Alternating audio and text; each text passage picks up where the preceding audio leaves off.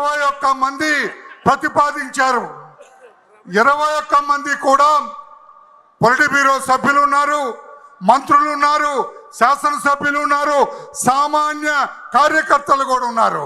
అందరూ కూడా ఒకే ఒక్క పేరు వాళ్ళు చెప్పింది, అదే మాన్యశ్రీ నారా చంద్రబాబు నాయుడు గారి పేరు. మాన్యశ్రీ నారా చంద్రబాబు నాయుడు గారు తెలుగుదేశం పార్టీ జాతీయ అధ్యక్షులుగా 2 సంవత్సరాలు ఉంటారు ఈ పదవిలో.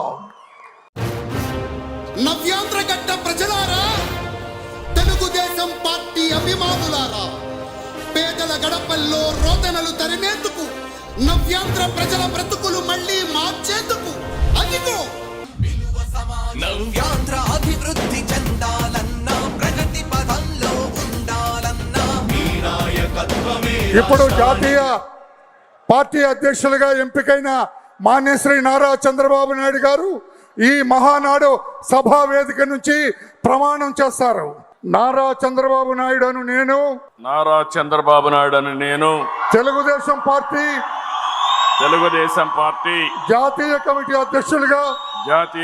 అధ్యక్షునిగా రాగద్వేషాలకు తావు లేకుండా కుల మత ప్రాంతాలకు అతీతంగా నాకు అప్పగించబడిన విధులను మనస వాచ కర్మేణ సమర్థవంతంగా నిర్వహిస్తానని దేవుని సాక్షిగా తెలియజేస్తున్నాను. తెలుగుదేశం పార్టీ కార్యకర్తల అభ్యున్నతికి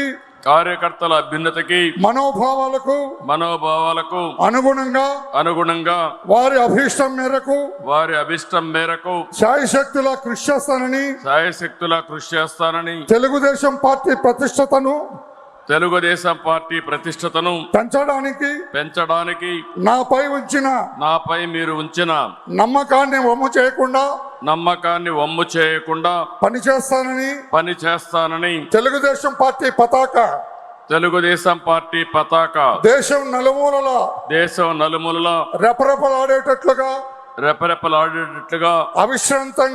అవిశ్రాంతంగా కృషి చేస్తానని విజ్ఞానవంతమైన ఆదర్శవంతమైన సుసంపన్నమైన సమాజ స్థాపనకు ఆర్థిక అసమానతలు తొలగించి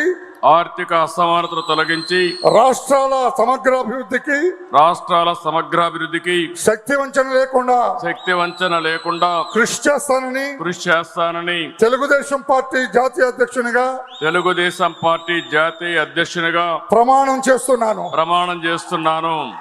thank you very much sir. నా జీవితంలో ఇదొక మరపురాని రోజు సార్. ఏమి సాధించామంటే నారా చంద్రబాబు నాయుడు గారిని జాతీయ అధ్యక్షుడిగా మహానాడు సభలో ఎంపిక చేసి ప్రమాణం చేయించానని గొప్పగా చెప్పుకునే అవకాశం నాకు ఇచ్చారు సార్. శిరస్సు వంచి నమస్కారం చేస్తున్నా. Thank you. అందరికీ నమస్కారం.